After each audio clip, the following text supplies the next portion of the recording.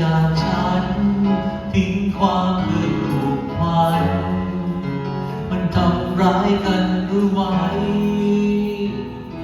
จะโกรธจะแค้นปั้นปึนกันเรื่องใหญ่ขอเธอจงเข้าใจไม่เคยรักใครจริง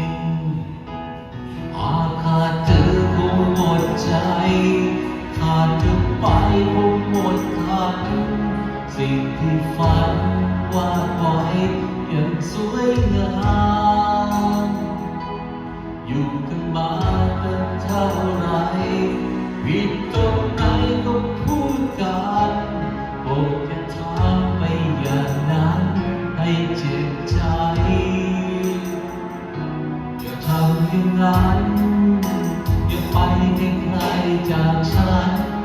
ทิ้งความเป็นผูกพัน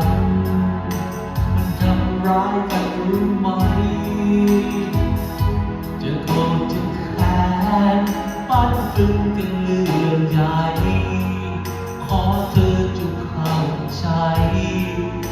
ไม่เคยรักใครจริง